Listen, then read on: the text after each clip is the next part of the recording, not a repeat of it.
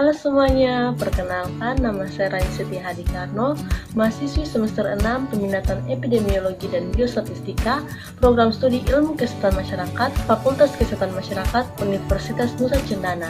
Pada video kali ini, saya akan menjelaskan mengenai penyakit tropis yang sering kita temui di Indonesia, yaitu filariasis dan chikungunya. Pasti teman-teman bertanya-tanya dong, apa sih yang dimaksud dengan filariasis dan chikungunya itu? Lalu bagaimana gejala, serta bagaimana cara untuk mencegah serta mengobati penyakit tersebut? Nah, untuk menjawab pertanyaan teman-teman tersebut, yuk simak video berikut sampai habis. Menurut Peraturan Menteri Kesehatan Republik Indonesia Nomor 94 Tahun 2014 tentang penanggulangan filariasis, filariasis atau lebih dikenal dengan penyakit kaki gajah merupakan penyakit menular menahun yang disebabkan oleh infeksi cacing filaria dan ditularkan oleh berbagai jenis nyamuk. Penyakit ini dapat menimbulkan cacat seumur hidup yang berupa pembesaran pada tangan, kaki, payudara, dan buah sakar. Cacing filaria hidup di saluran dan kelenjar getah bening. Infeksi cacing filaria dapat menyebabkan gejala klinis akut maupun kronis. Manifestasi inflamasi alergik akibat filariasis mungkin timbul lebih cepat sebulan setelah terjadi infeksi. Mikrofilaria mungkin belum ditemukan pada darah hingga 3-6 bulan pada Brugia malaya atau timori dan 6-12 bulan pada Wucheria bantrofti.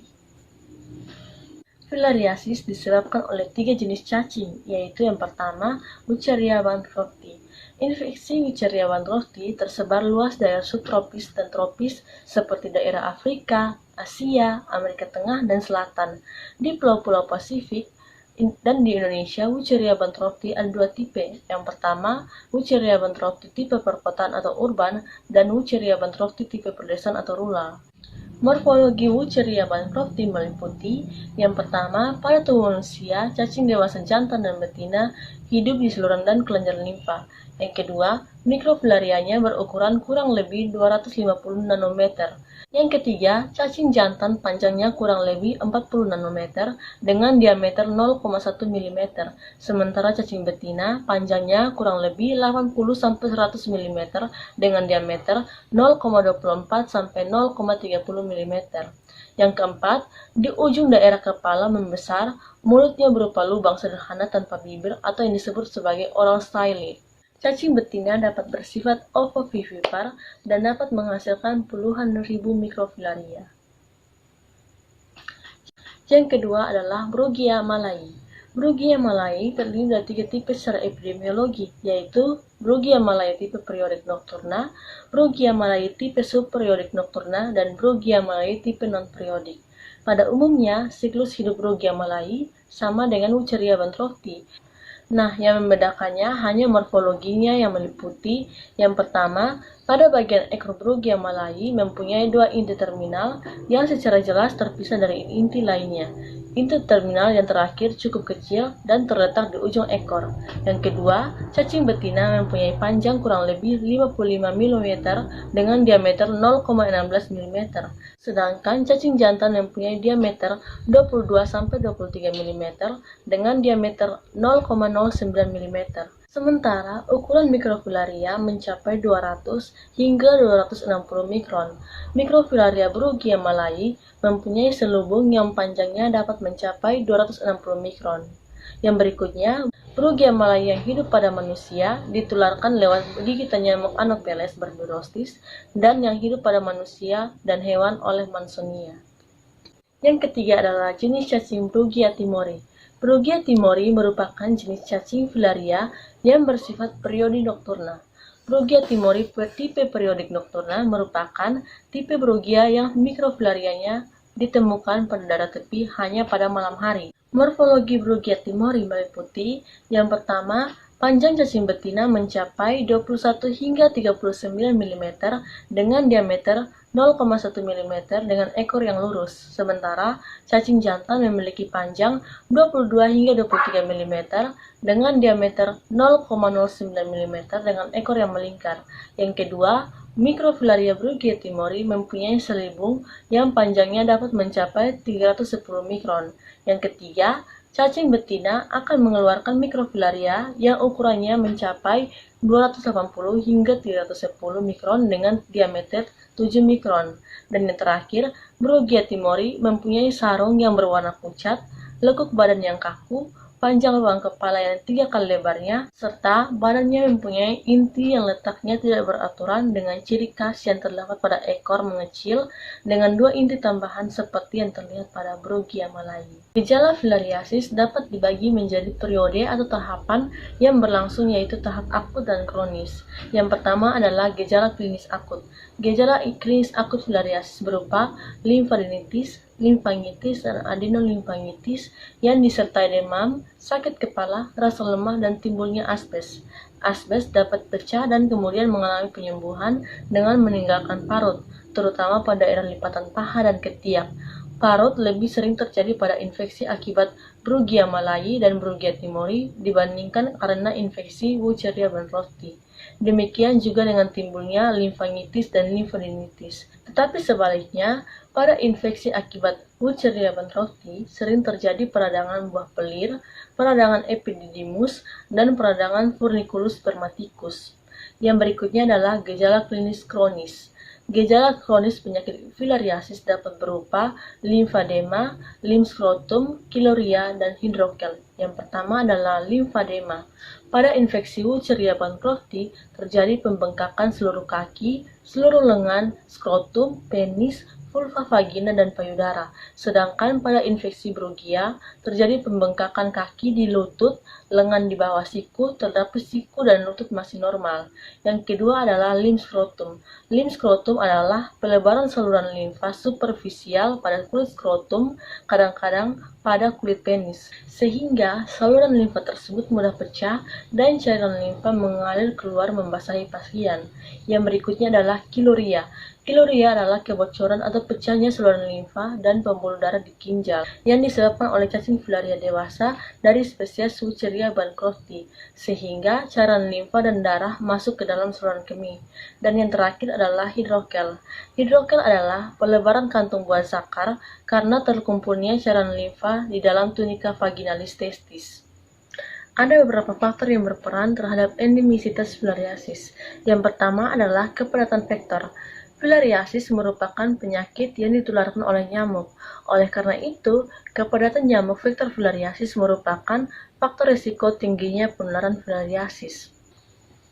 Yang kedua adalah perilaku nyamuk dan kebiasaan masyarakat. Pada umumnya, nyamuk vektor filariasis senang menggigit pada malam hari, seperti nyamuk Anopheles, Culex, dan Mansonia. Insiden filariasis lebih tinggi pada laki-laki dibandingkan insiden filariasis pada perempuan. Umumnya, laki-laki lebih sering kontak dengan vektor karena pekerjaannya dan kebiasaannya untuk berada di luar rumah pada larut malam. Faktor yang ketiga adalah faktor lingkungan. Faktor lingkungan merupakan salah satu faktor yang mempengaruhi kepadatan vektor filariasis. Lingkungan yang ideal bagi nyamuk dapat dijadikan tempat potensial untuk perkembangbiakan dan peristirahatan nyamuk, sehingga kepadatan nyamuk akan meningkat. Faktor yang berikut adalah mobilitas penduduk. Belum adanya aturan yang membatasi pergerakan penduduk dari suatu daerah ke wilayah tertentu, khususnya yang terkait dengan adanya wilayah yang dikatakan sebagai endemis filariasis, maka seandainya jika terdapat penduduk atau anggota masyarakat dari wilayah yang dinyatakan tidak endemis filariasis yang bermaksud memasuki atau berkunjung ke wilayah endemis filariasis, sebaiknya ada pendampingan dari petugas kesehatan untuk memberikan pengertian dan pemahaman tentang peluang untuk terjangkit penyakit filariasis. Dengan begitu, penduduk dengan kategori pendatang dapat menyadari bahwa dirinya cukup rentan untuk tertular filariasis dan sekaligus memahami upaya pencegahannya. Penularan filariasis dapat terjadi apabila ada 3 unsur, yaitu adanya sumber penular seperti manusia atau reservoir yang mengandung mikrofilaria dalam darahnya, kemudian adanya faktor penular filariasis, dan adanya manusia yang rentan terhadap filariasis. Seseorang dapat tertular filariasis apabila telah mendapatkan gigitan nyamuk infektif yang mengandung larva infektis stadium 3. Pada saat nyamuk menarik proboscisnya, larva stadium 3 akan masuk melalui luka bekas gigitan nyamuk dan bergerak menuju sistem limfa. Selanjutnya, larva ini akan tumbuh menjadi cacing dewasa dan berkembang biak untuk menghasilkan mikrofilaria baru sehingga bertambah banyak. Kumpulan cacing filaria dewasa ini menjadi penyebab penyumbatan pembuluh limfa. Aliran sirkulasi kelenjar limfa menjadi terhambat dan menumpuk di satu lokasi. Akibatnya, terjadi pembengkakan kelenjar limfa terutama pada daerah kaki, lengan maupun alat kelamin yang biasanya disertai dengan infeksi sekunder dengan fungi atau bakteri karena kurang terawatnya bagian-bagian lipatan kulit yang mengalami pembusukan tersebut. Pada saat nyamuk kembali mengincar beberapa penderita atau hewan yang mengandung mikrofilaria, maka mikrofilaria akan terbawa masuk ke dalam lambung nyamuk dan melepaskan selubungnya, kemudian menembus dinding lambung nyamuk, bergerak menuju otot atau jaringan lemak di bagian dada. Mikrofilaria akan mengalami perubahan bentuk menjadi larva stadium 1. Bentuknya ini seperti sosis berukuran 125-250 nanometer kali 10 hingga 17 nanometer dengan ekor yang runcing seperti cambuk. Setelah 3 hari, larva akan tumbuh menjadi larva stadium 2 yang disebut sebagai larva preinfektif, yang berukuran 200-300 nanometer kali 15-30 nanometer dengan ekor yang tumpul atau memendek setelah 6 hari.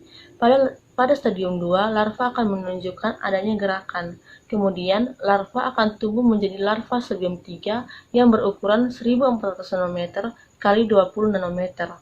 Larva stadium 3 ini tampak panjang dengan ramping dan disertai dengan gerakan yang aktif setelah 8-10 hari pada spesies Brogia dan 10-14 hari pada spesies Wucheria. Larva stadium 3 disebut juga sebagai larva infektif. Apabila seseorang mendapatkan gigitan nyamuk yang mengandung larva infektif, maka orang tersebut akan berisiko untuk tertular filariasis. Penata laksanaan untuk pasien filariasis terbagi menjadi 2, yaitu perawatan umum dan pengobatan spesifik. Perawatan umum meliputi istirahat yang cukup, antibiotik bila terjadi infeksi sekunder, dan asbes serta pengikatan pada daerah pembentungan untuk mengurangi edema. Sedangkan pengobatan spesifik meliputi pengobatan untuk infeksi dan pengobatan untuk penyakitnya. Untuk pengobatan infeksi dilakukan dengan tujuan untuk menurunkan angka mikrofilariema pada komunitas dengan pemberian obat berupa dietilkarbamazin, albendazol, dan ivermectin. Yang berikutnya adalah penanggulangan filariasis. Penanggulangan filariasis merupakan semua kegiatan atau tindakan yang ditujukan untuk menurunkan prevalensi atau microfilaria rate serendah mungkin sehingga dapat menurunkan resiko penularan filariasis di suatu daerah. Menurut Departemen Kesehatan Republik Indonesia, tindakan pencegahan dan pemberantasan filariasis yang dapat dilakukan adalah: yang pertama, melaporkan ke puskesmas bila menemukan warga desa dengan pembebasan kaki, tangan, kantong buah zakar atau payudara. Yang kedua, ikut serta dalam pemeriksaan darah jari yang dilakukan pada malam hari oleh petugas kesehatan. Yang ketiga, minum obat antifilariasis yang diberikan oleh petugas kesehatan. Yang keempat, menjaga kebersihan rumah dan lingkungan agar bebas dari nyamuk penular. Dan yang terakhir adalah menjaga diri dari gigitan nyamuk, misalnya dengan menggunakan kelambu pada saat tidur. Ternyata seperti itu ya gambaran mengenai penyakit filariasis. Cukup menarik untuk dilanjutkan, bukan? Nah, bagaimana dengan penyakit chikungunya? Chikungunya atau yang lebih dikenal masyarakat dengan penyakit flu tulang adalah penyakit yang disebabkan oleh infeksi virus chikungunya yang merupakan keluarga dari Togaviridae genus Alphavirus. Penyakit ini ditandai dengan serangan demam dan nyeri sendi secara mendadak. Virus ini menyerang dan menulari manusia melalui gigitan nyamuk Aedes aegypti atau Aedes albopictus. Dua jenis nyamuk ini juga dikenal sebagai penyebab penyakit demam berdarah. Penyakit chikungunya sendiri disebabkan oleh virus chikungunya. Virus chikungunya termasuk ke dalam keluarga Togaviridae dari genus Alphavirus dan ditularkan melalui gigitan nyamuk Aedes aegypti atau Aedes albopictus. Masa inkubasi virus ini adalah 2-4 hari. Morfologi virus chikungunya meliputi: yang pertama, termasuk ke dalam golongan virus RNA yang mempunyai selubung. Yang kedua, merupakan salah satu anggota grup A dari arbovirus, yaitu alphavirus dari famili Togaviridae. Yang ketiga, jika dilihat dengan mikroskop elektron, Virus ini menunjukkan gambaran virion yang sferis, yang kasar, atau berbentuk poligonal dengan diameter berkisar antara 40 sampai 45 nanometer dengan inti berdiameter antara 25 sampai 30 nanometer. Gejala penyakit chikungunya sangat mirip dengan gejala penyakit pada demam berdarah. Hanya saja, kalau penyakit chikungunya akan membuat semua persendian terasa ngilu. Berikut adalah gejala khas yang terdapat pada penyakit chikungunya. Yang pertama adalah demam. Biasanya demam tinggi timbul mendadak disertai dengan menggigil dan muka kemerahan. Demam pada penyakit ini ditandai dengan demam tinggi mencapai 39 hingga 40 derajat Celcius. Secara mendadak, penderita akan mengalami demam tinggi selama 5 hari, sehingga dikenal pula dengan istilah demam 5 hari. Yang kedua adalah sakit pada persendian. Nyeri sendi merupakan keluhan yang sering muncul sebelum timbul demam dan dapat bermanifestasi berat, sehingga kadang penderita merasa lumpuh sebelum berobat. Sehingga ada beberapa orang yang menamainya sebagai demam tulang atau flu tulang. Yang ketiga adalah nyeri otot. Nyeri biasa terjadi pada seluruh otot atau pada otot bagian kepala dan daerah bahu. Kadang terjadi pembengkakan pada otot di sekitar mata kaki. Yang berikut adalah bercak kemerahan atau ruam pada kulit. Bercak kemerahan ini terjadi pada hari pertama demam, tetapi lebih sering terjadi pada hari keempat sampai kelima demam. Gejala yang kelima adalah sakit kepala. Sakit kepala merupakan keluhan yang sering ditemui pada penyakit chikungunya. Yang keenam adalah kejang dan penurunan kesadaran. Kejang biasanya terjadi pada anak karena panas yang terlalu tinggi, jadi bukan secara langsung oleh penyakitnya. Yang berikutnya adalah gejala-gejala lain. Gejala lain yang kadang dijumpai pada penyakit chikungunya adalah pembesaran kelenjar getah bening di area leher dan kolaps pembuluh darah kapiler. Selain itu, kadang juga dijumpai mata merah dan diikuti oleh gejala flu. Faktor risiko penularan penyakit chikungunya dipengaruhi oleh beberapa hal, yaitu yang pertama, perubahan iklim dan cuaca yang mempengaruhi perkembangan populasi nyamuk. Yang kedua, mobilisasi penduduk dari dan ke daerah yang terinfeksi. Yang ketiga, perilaku masyarakat dalam kaitannya dengan pekerjaan seseorang.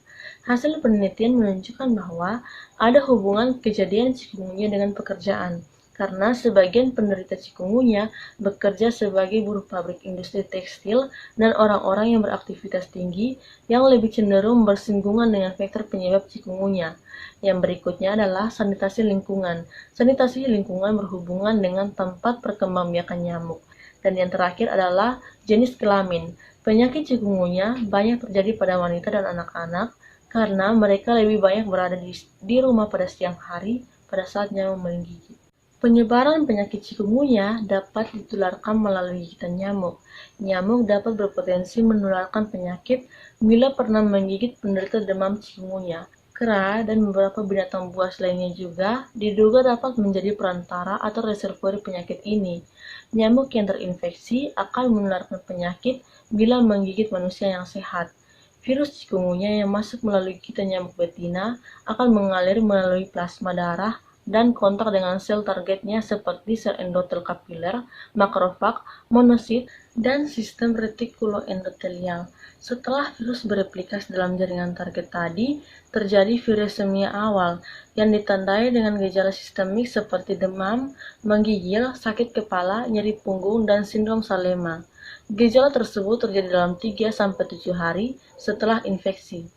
Gejala ini terjadi antara lain karena dilepaskannya sel interferon oleh sel target.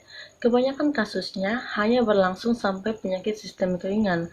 Sedangkan bila virus chikungunya bereplikasi dalam sistem retikuloendotelial, dapat terjadi virusemia sekunder. Pada keadaan ini dapat diproduksi cukup banyak virus untuk menginfeksi organ seperti otak, hati, kulit, dan jaringan pembuluh darah tergantung topisma virus. Penyebaran ke otak terjadi melalui infeksi sel endotelial kapiler. Pada kasus penyakit chikungunya, tidak ada vaksin maupun obat khusus. Pengobatan terhadap penderita ditujukan kepada keluhan atau gejala yang timbul. Perjalanan penyakit ini umumnya cukup baik karena bersifat self-limited disease, yaitu akan sembuh sendiri dalam waktu tertentu. Tetapi apabila kecurigaan penyakit adalah termasuk campak atau demam berdarah dengue, maka perlu kesiapsiagaan tata laksana yang berbeda. Penderita perlu segera dirujuk apabila terdapat tanda-tanda bahaya. Penyakit chikungunya tidak menyebabkan kematian atau kelumpuhan.